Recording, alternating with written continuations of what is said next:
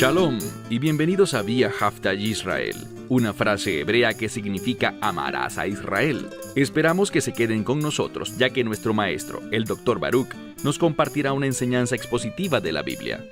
El Dr. Baruch es profesor titular del Instituto Sera Abraham, con sede en Israel. Aunque todos los cursos en el instituto se imparten en hebreo, el Dr. Baruch se complace en compartir esta enseñanza en inglés con doblaje al español. Para más información, visítenos en amarasaisrael.org o descargue nuestra aplicación móvil Mi Estudio Bíblico. Aquí está Baruch y la lección de hoy.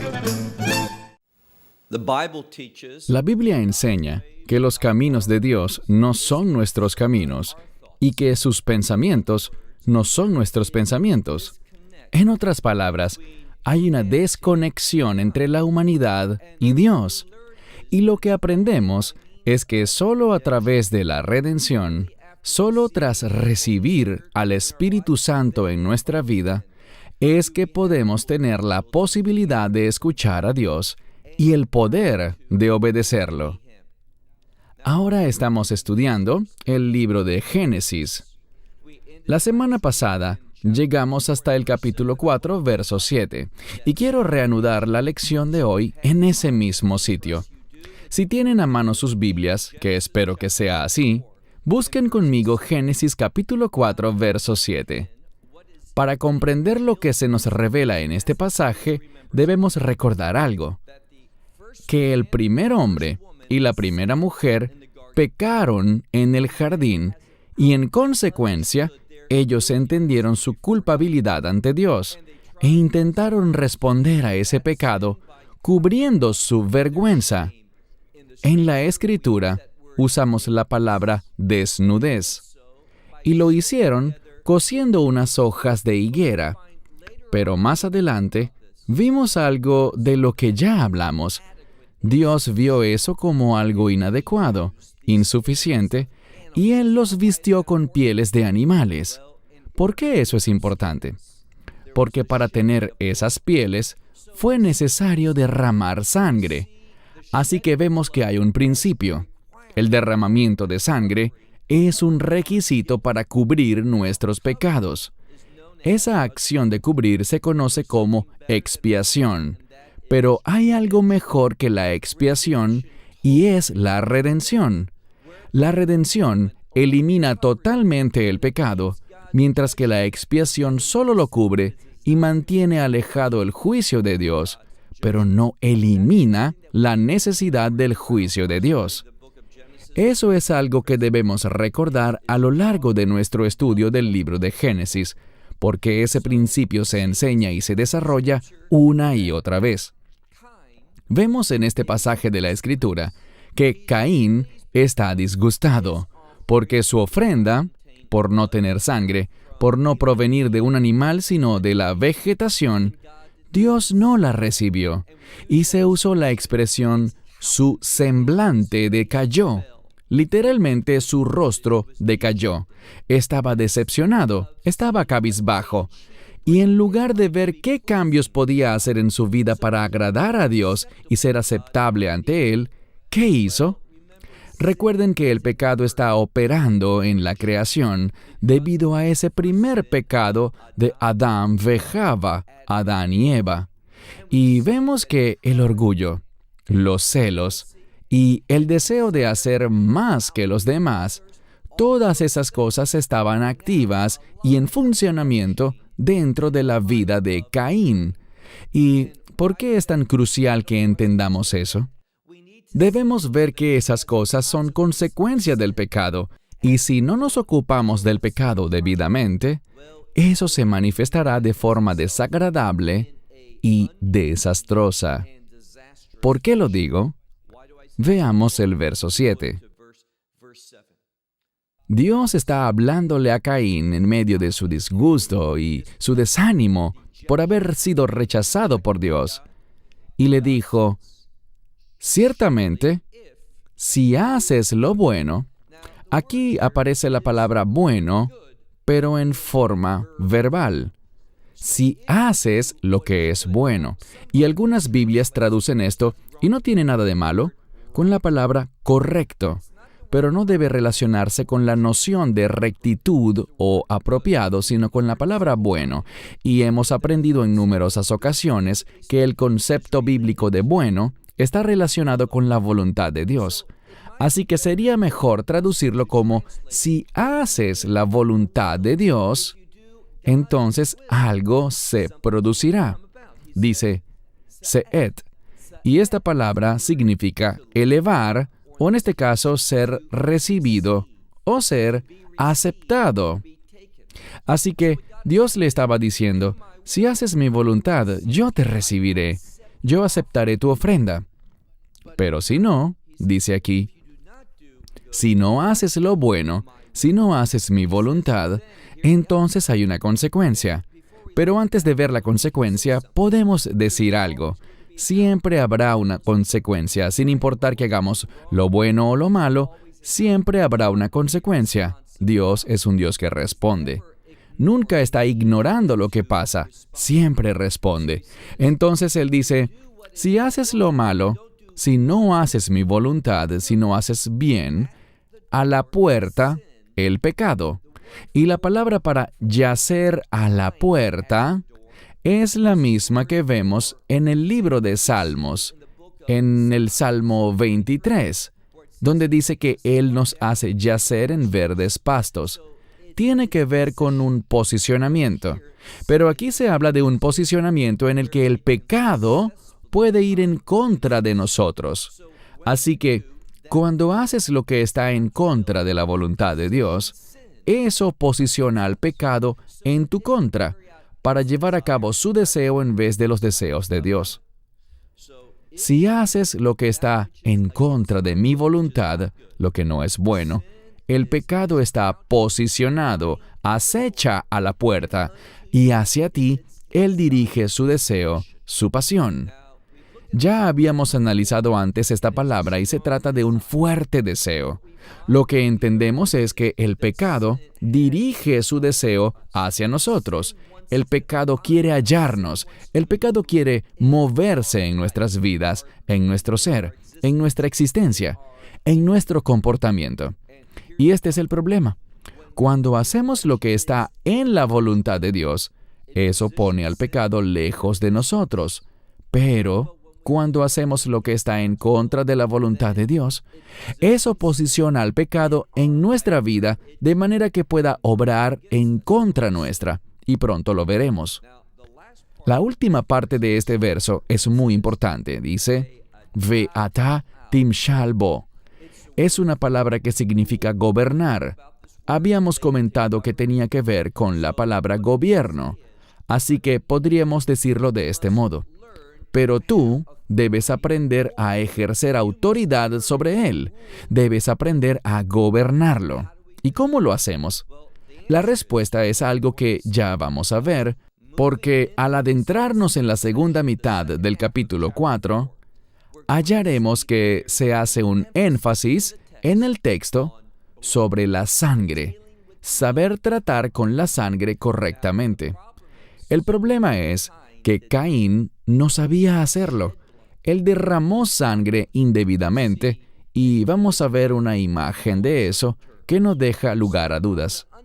Y quiero destacar, antes de proseguir al nuevo verso de hoy, el verso 8, que debemos aprender a dominar, a gobernar, a ejercer autoridad sobre el pecado. Y la única forma de hacerlo es a través del poder de la redención. Verso 8. Y Caín habló con Abel, es decir, con su hermano. Y sucedió que, cuando estaban en el campo, Caín se levantó contra Abel, su hermano, y lo mató. ¿Qué vemos aquí? Vemos que Caín estaba enfurecido. No solo sentía soberbia y celos, no solo estaba cabizbajo, sintiéndose rechazado por Dios, sino que se desquitó con una persona inocente, es decir, su hermano, y no con la causa real del problema. Su hermano hizo lo que era correcto, pero en lugar de que Caín se arrepintiera y aprendiera de eso, él, junto a su ira, y aquí está la clave, los celos, el orgullo esos sentimientos que no debemos tener. Si no gobernamos el pecado, estos sentimientos nos atacarán. Tendrán un deseo hacia nosotros. ¿Y qué es eso? Bien, veremos que existe una estrecha relación entre el pecado y Satanás. Por eso, cuando no gobernamos el pecado, cuando no hacemos lo bueno, y esto lo hemos aprendido una y otra vez, eso es una invitación al pecado, es decir, al poder del enemigo, del diablo, para que venga a nuestra vida y seamos usados por él en vez de ser un instrumento fiel para cumplir la voluntad de Dios. Entonces, leemos aquí que Caín se levantó contra su hermano Abel y lo mató. Verso 9. Inmediatamente después de este acto de homicidio, Dios habló. Dios lo sabe todo. Nada lo toma por sorpresa. Dios no tiene que hacer ninguna pregunta. Así que cuando lo hace, no es para su beneficio, sino que tiene un propósito adicional. Él le habló a Caín. Dios sabía de su pecado. Dios pudo haberlo detenido, pero entonces no sería el mundo caído en el que vivimos. Este mundo caído tiene la posibilidad de hacer lo que está en contra de la voluntad de Dios, y eso no socava en modo alguno su soberanía. El Dios soberano permite el pecado, Él no causa el pecado. Su voluntad no necesita del pecado para ser realizada. Es decir, la mejor realización de la voluntad de Dios es a través de la obediencia, a través de su programa.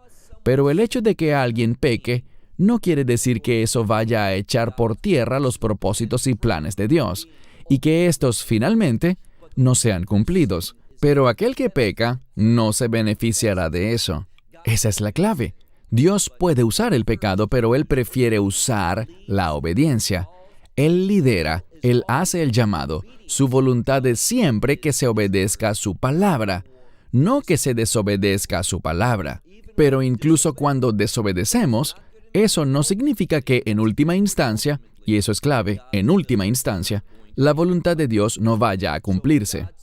Así que Dios le habló a Caín y le dijo, ¿dónde está Abel, tu hermano? En este pasaje se está resaltando la relación entre Caín y Abel. Ellos son hermanos, y por tanto, debería haber una cercanía, una amistad, debería haber existido una afinidad. Pero debido al pecado que encontramos que la familia se destruye. Esta unión que Dios creó estaba siendo atacada por el pecado. Entonces Dios dijo, ¿dónde está Abel, tu hermano? Y Caín le respondió. Él le dijo que no lo sabía. Dijo, yo no sé. Él mintió. Aquí vemos una manifestación del carácter del pecado. Vemos lo que pasa cuando alguien no domina, no gobierna el pecado. ¿Qué sucede? Vemos que el primer pecado ocurrió en el jardín, la desobediencia al comer del fruto que Dios mandó al hombre que no comiera. A causa de eso, hay una forma incorrecta de pensar, hay celos, hay orgullo, hay una incapacidad para responder correctamente a la emoción. En vez de decir, estoy cabizbajo, ¿y por qué estás cabizbajo? Porque no hiciste lo correcto. ¿Y cuál es la solución si estás cabizbajo, si tu semblante decayó?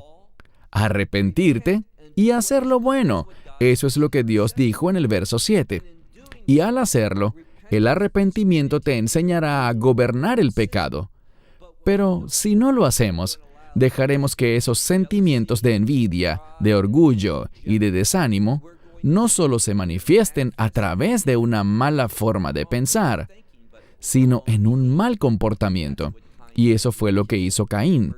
Él asesinó a su hermano. Y ahora, para encubrir eso, él miente. Mentirle a Dios deja ver lo poco que sabemos acerca de Él, porque no puedes mentirle al que todo lo sabe. Él dijo, yo no sé. Y luego empeoraron las cosas porque además dijo, ¿Acaso soy el guarda de mi hermano? Bueno, la voluntad de Dios es que nos cuidemos los unos a los otros, que seamos personas que vigilan y protegen a los demás. Pero aquí vemos un cierto grado de altanería e insolencia en la voz de Caín. Él le dice a Dios, ¿acaso soy el guarda de mi hermano? ¿Esperas que yo sepa dónde él está todo el tiempo y me ocupe de eso? ¿Que me comporte de ese modo y lo vigile a él? Él fue grosero y ofensivo contra Dios. Y esa es otra consecuencia de estar bajo el dominio del pecado en nuestra vida, en vez de nosotros dominar al pecado. Verso 10. Dios habla ahora y dice, ¿qué has hecho? De nuevo, Dios ya lo sabía, pero Él estaba llamando la atención de Caín respecto a su pecado. Le estaba haciendo saber que Él estaba al tanto de lo que él había hecho. Dice, ¿qué has hecho? Pues la voz de la sangre de tu hermano, y en muchas Biblias dice clama. Eso sería la palabra bohim. Pero aquí no está la raíz letkot, llorar, sino que aparece la palabra letzot, y en este pasaje está bajo la forma tzoakim. ¿Y qué significa? Gritar, hacer un alarido. Siempre que se usa esa palabra, se hace referencia a gritar, a hacer un ruido estrepitoso. Así que no es un llanto de tristeza, sino un grito de horror, o por algo muy desastroso. Así que dice, la sangre de tu hermano, y aquí aparece sangre en plural, clama fuertemente a mí desde la tierra. La tierra es sinónimo de hombre. La palabra hombre, Adam, viene de la palabra tierra, Adamá. Y lo que se está diciendo aquí es que la sangre clama por el ataque contra la humanidad, o contra el hombre, o la tierra. Es un juego de palabras. En otras palabras, hay una respuesta que viene desde la tierra. ¿Y a qué se debe eso? Bien, recuerden que Pablo enseñó en el libro de Romanos que debido al pecado, la tierra gime. Y esto es lo que vemos aquí. Está gimiendo porque como consecuencia o como resultado del pecado del hombre, este mundo está en decadencia. Este mundo experimenta una consecuencia negativa. Así como el pecado tendrá un efecto en mi vida, cuando una persona peca, ¿qué sucede? El pecado original produce muerte. Produjo este proceso de envejecimiento y decadencia. Produjo la mortalidad en la humanidad. Del mismo modo, produce esos efectos negativos en la tierra. Y vean algo interesante. Hoy se oye hablar mucho del calentamiento global o cambio climático, o del Día de la Tierra y todas esas cosas que tienen que ver con el bienestar y la responsabilidad de la humanidad para con la Tierra. Por un lado, eso no tiene nada de malo. Deberíamos ser buenos mayordomos de la creación que Dios nos ha dado. Pero no pierdan de vista el panorama completo. El panorama completo no es lo que estamos haciendo para causar problemas de contaminación en la tierra. El mayor problema que produce el decaimiento de la tierra es la abundancia del pecado. Lo que la Escritura nos dice es que el pecado afecta al mundo, a esta tierra, la creación de Dios. Es muy problemático que la gente solo considere un aspecto. Lo que más afecta a este planeta son los pecados de la humanidad.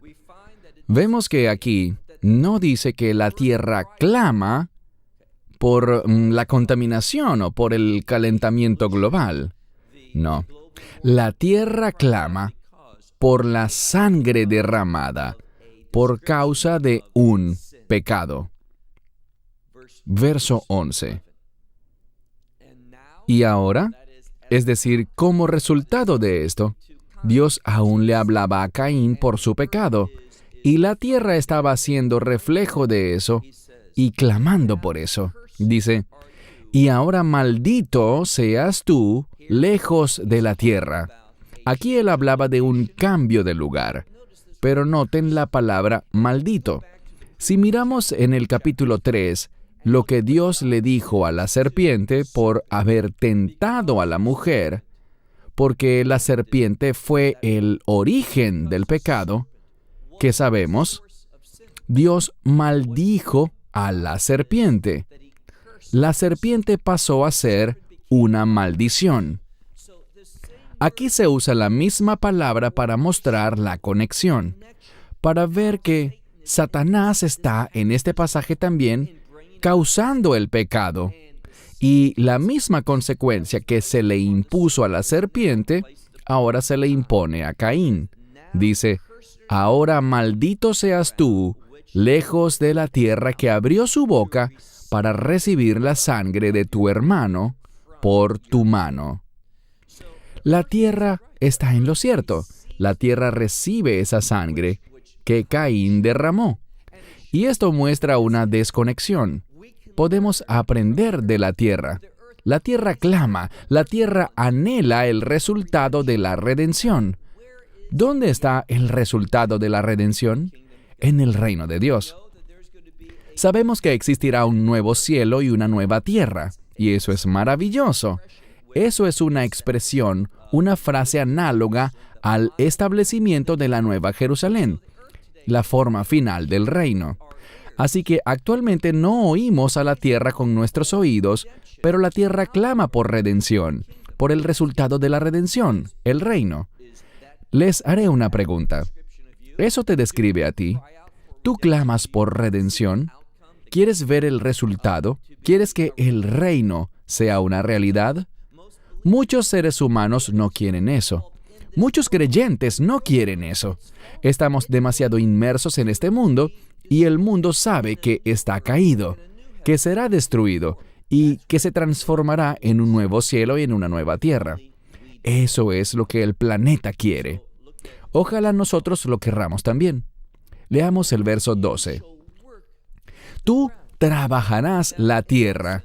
Por una parte, esta revelación no es nueva.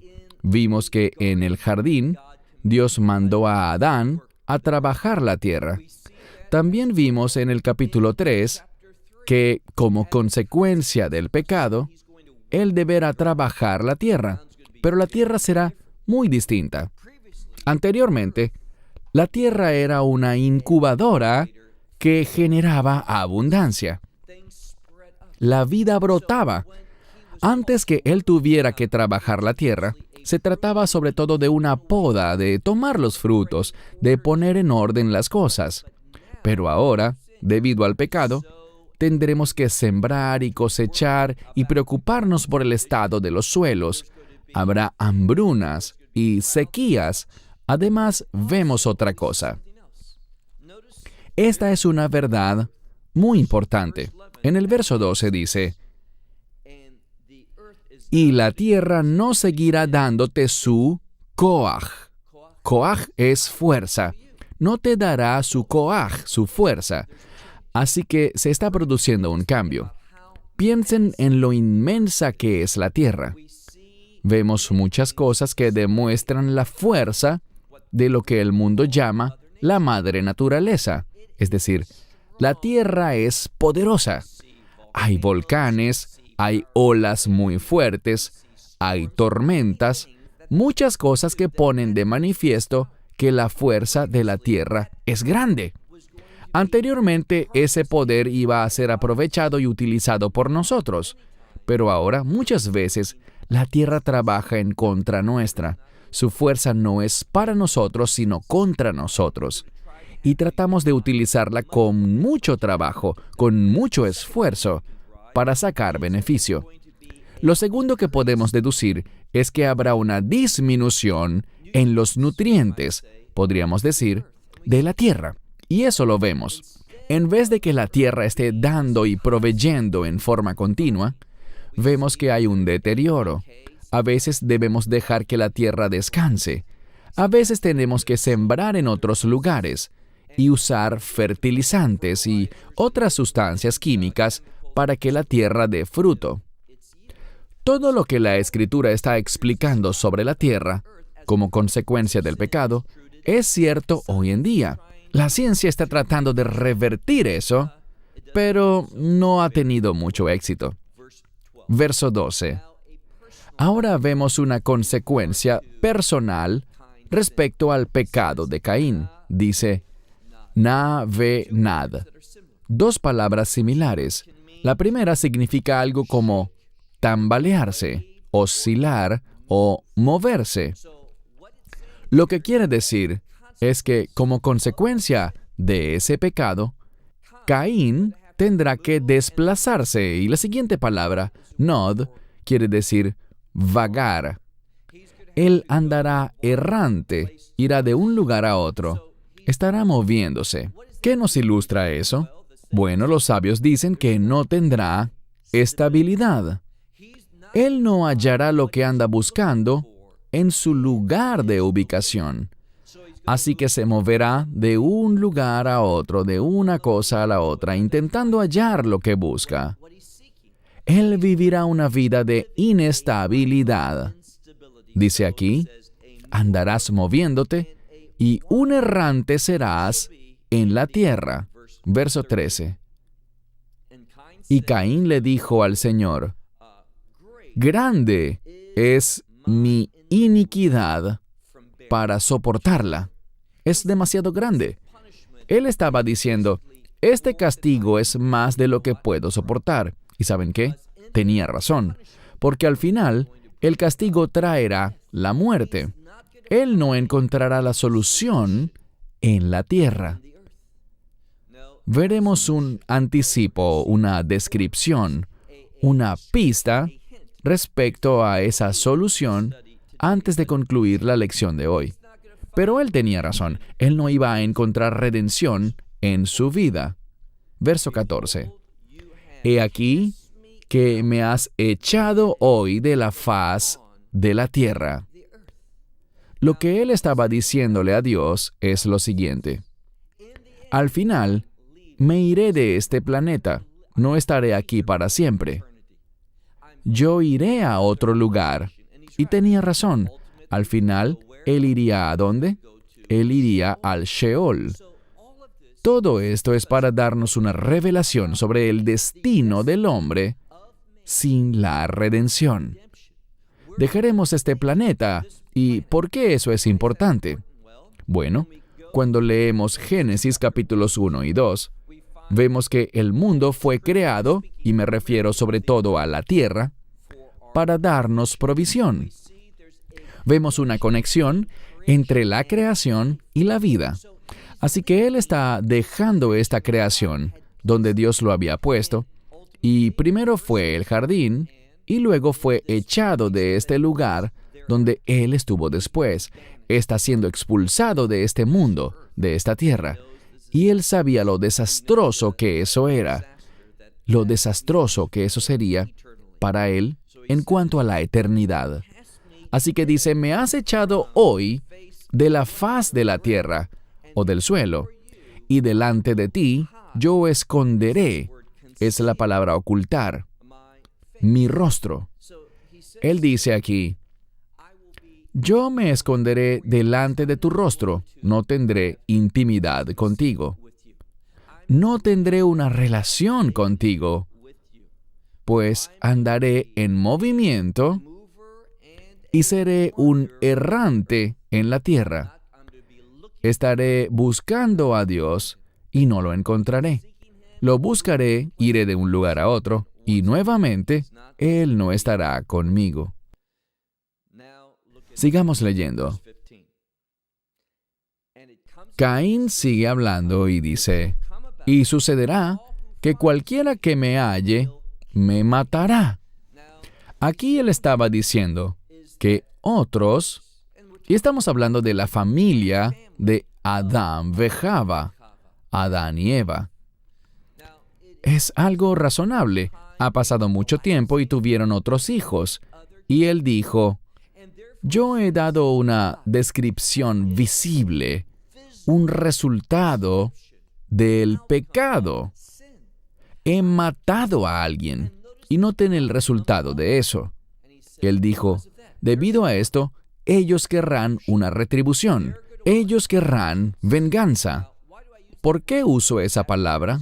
Porque esa palabra aparecerá varias veces en el texto. Este asesinato amerita una retribución. Ojo por ojo. Eso es lo que los otros querrán. Y esto no es lo que Dios desea. No es correcto buscar la venganza. Eso no es lo que la humanidad debería buscar. Alguien dirá, espera un momento. La Torá dice, ojo por ojo. La Torá permite la pena de muerte. Y eso es cierto. Pero eso es en la Torá que viene después. Aquí, Dios quería enseñarnos una mejor manera. Alguien se preguntará, ¿dices que hay una mejor manera que la Torá? Claro que sí. Y eso no significa que la Torá no sea buena, santa y justa. Pero, verán, la Torá no es eterna. Sé que el judaísmo enseña que sí lo es, pero la Biblia no. ¿Por qué lo digo? Bien, finalmente, una de las cosas que requiere la Torá es el templo. Anteriormente, cuando andaban desplazándose en el desierto, y cuando estuvieron inicialmente en la tierra de Israel durante unos 400 años y algo más, estaba el Mishkan, el tabernáculo. Pero finalmente, como dije, pasó a ser el templo. Y para entender esto, pueden consultar el libro de Hebreos. Hay una relación entre el templo y la Torá. Ambos van de la mano. Cuando no hay templo, literalmente es imposible cumplir con la Torá. Y sabemos que en la Nueva Jerusalén no habrá templo. Así que la Torá no es eterna. Uno de los propósitos de la Torá era conducirnos a la fe. ¿Quién tuvo fe? Abraham. Por eso fue que Dios hizo un pacto con él, y ese pacto se apoyaba en la obra redentora del Mesías. Suelo hacer referencia a Gálatas, capítulo 3, verso 16. Uno de los propósitos de la Torá es conducirnos de vuelta a la fe, a los propósitos originales de Dios. Y cuando alguien peca, ¿Dios quiere que esa persona muera? No. Esa es la consecuencia del pecado, pero Dios no quiere eso. Y aquí lo veremos. ¿Qué quiere Dios? Dios no se deleita en la consecuencia del pecado. Dios se deleita en el arrepentimiento, para que Él pueda perdonar.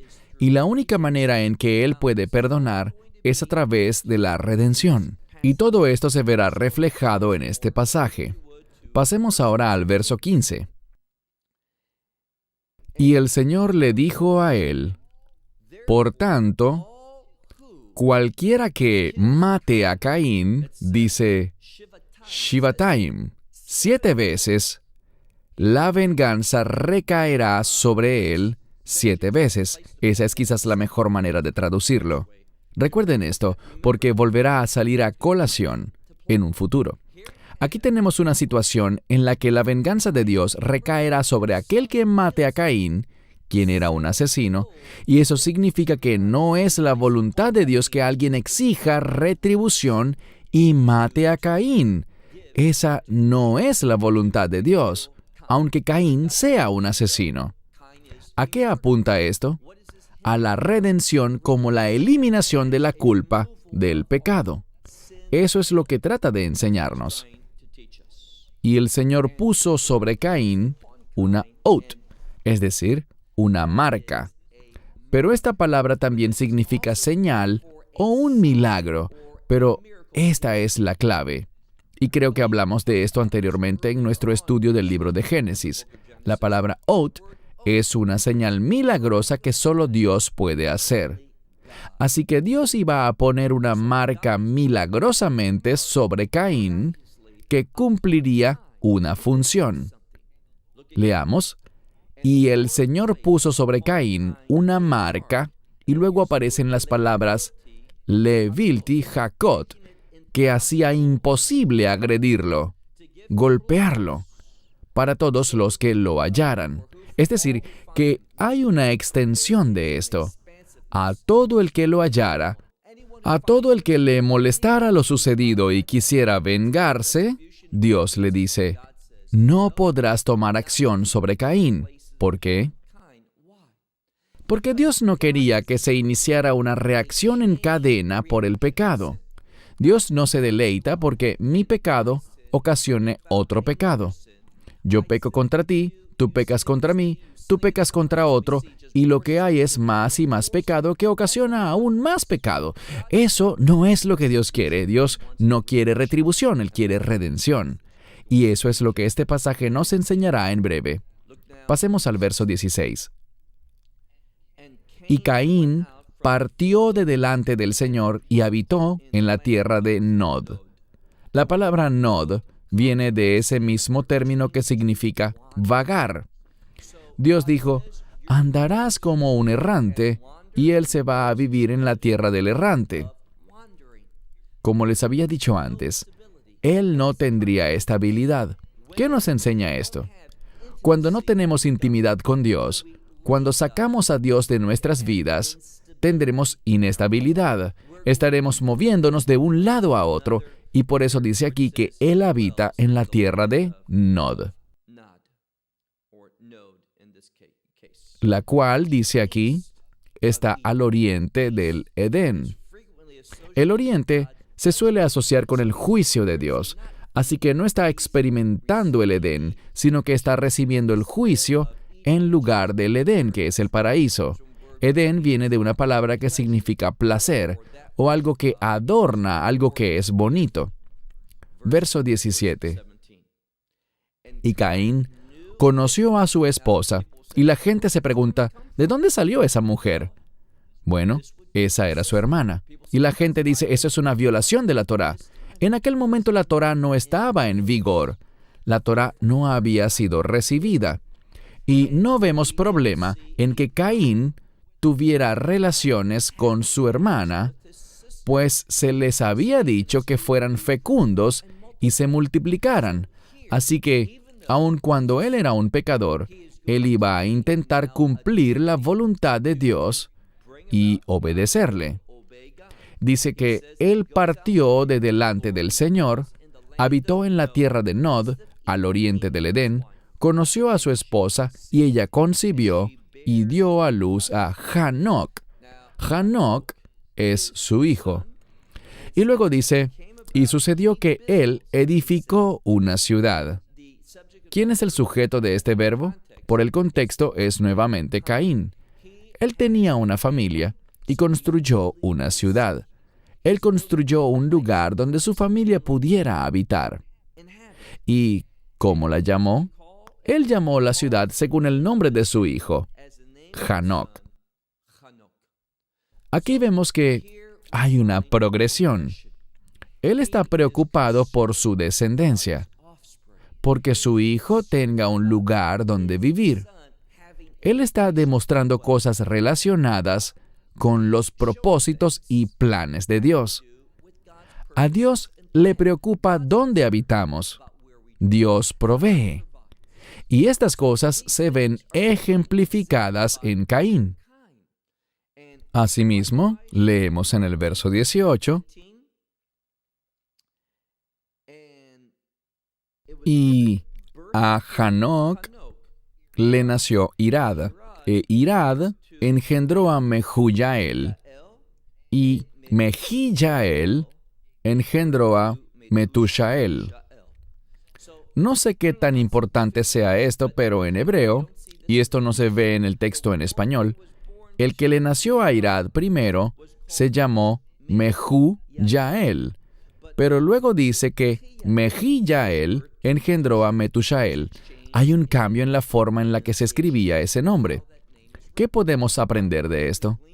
Un principio muy importante, que era un hecho frecuente llamar a la misma persona por distintos nombres. A veces por nombres similares y otras por nombres muy diferentes, como el caso de Jetro, el suegro de Moisés, quien tenía otros 2 nombres diferentes.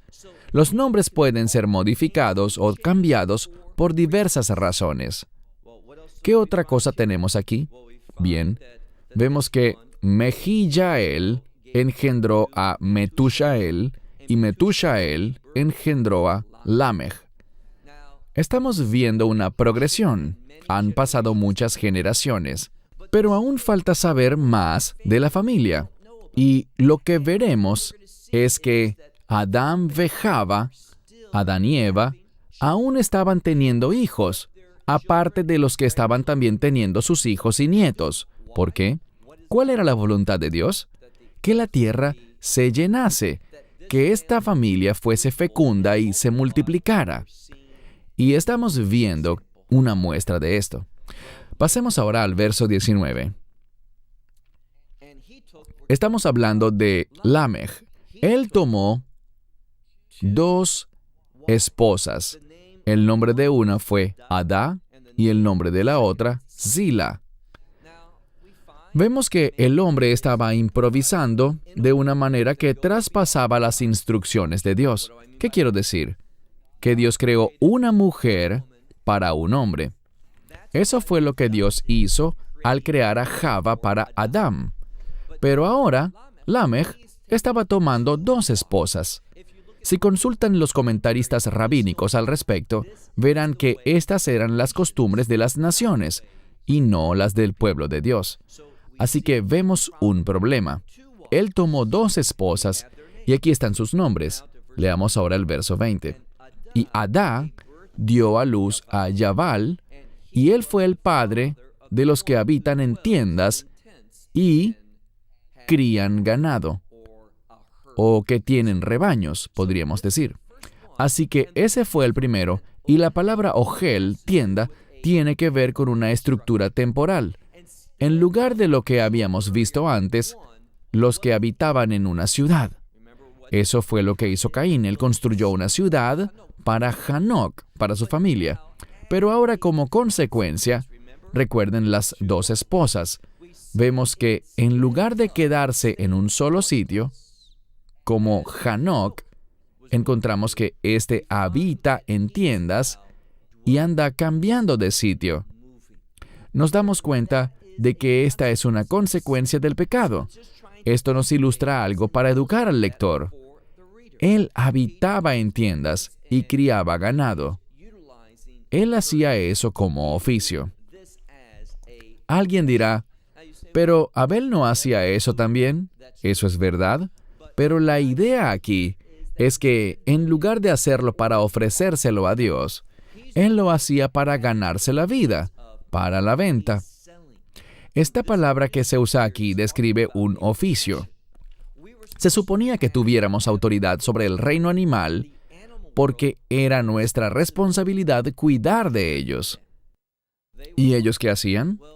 Lo que vemos es que la vegetación, el fruto de los árboles y las plantas, eran para nosotros.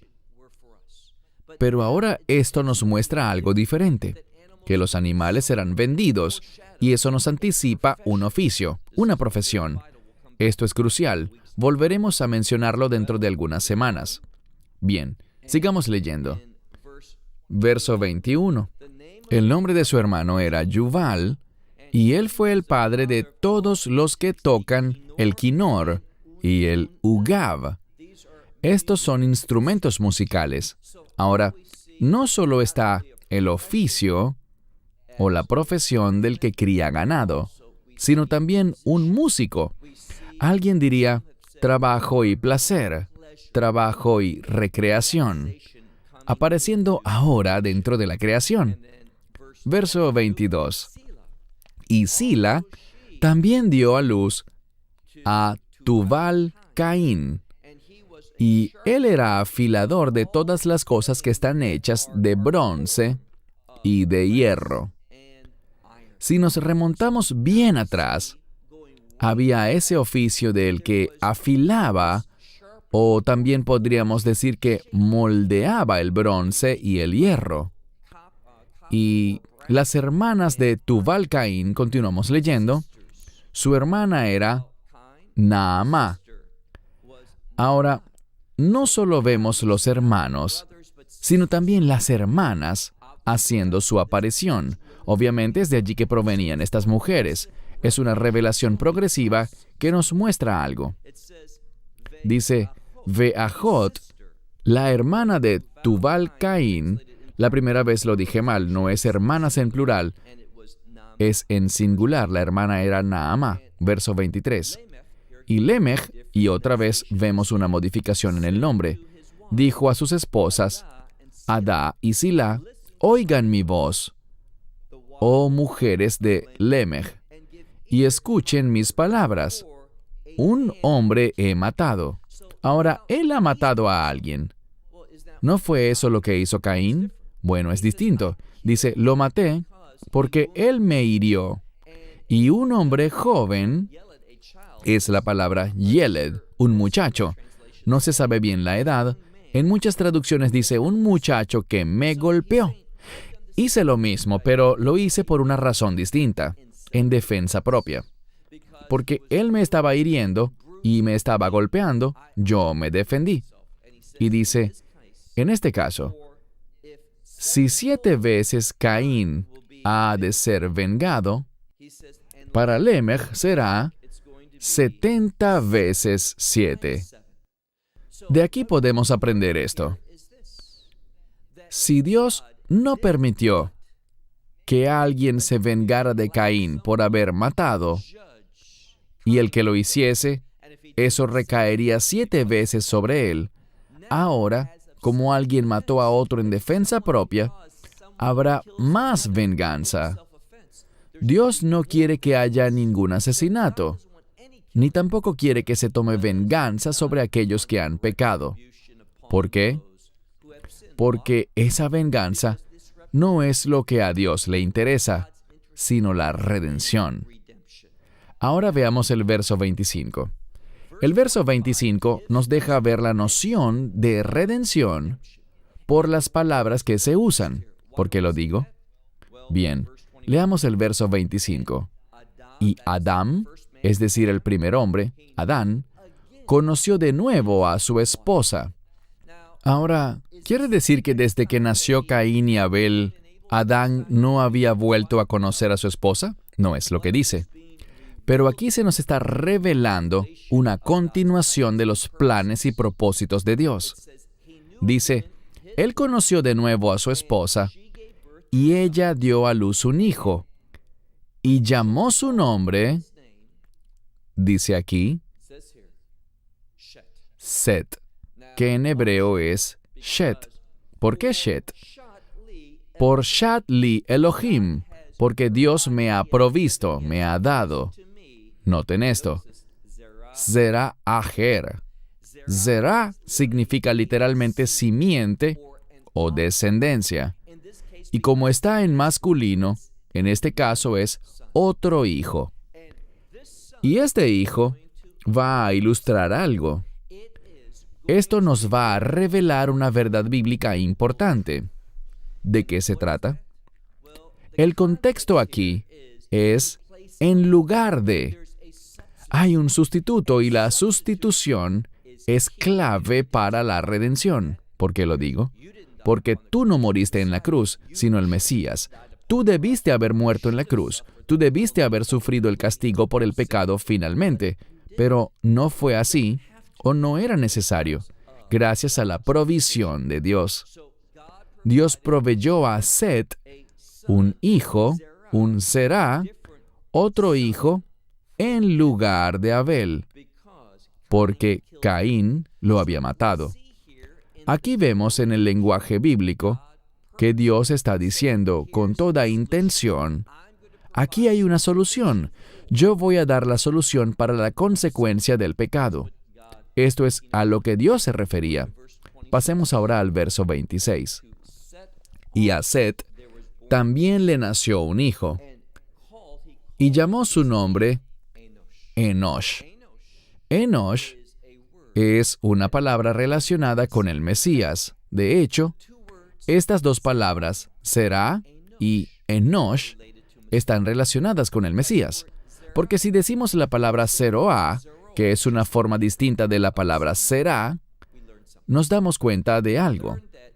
Zeroah está ligada al sacrificio de la Pascua. Esa es una de las formas en las que denominamos el sacrificio de la Pascua.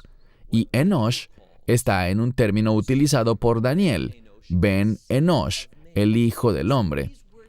Así que estas palabras nos dan pistas del Mesías en el texto. Luego, Ujal likro beshem Adonai, que significa, como este pasaje tiene que ver con el nacimiento de Set y luego el nacimiento de Enosh, vemos que hubo un cambio. Luego el hombre empezó, literalmente dice que hicieron que él empezara a invocar el nombre del Señor. Y esa invocación del nombre del Señor tiene que ver con adoración. También es una frase que encontramos en el libro de Joel, donde dice, cuando el sol se oscurezca y la luna se vuelva sangre, todos los que invoquen el nombre del Señor serán salvos. Es decir, que responderán al Mesías, responderán a la provisión de Dios, y eso es lo que insinúa el texto.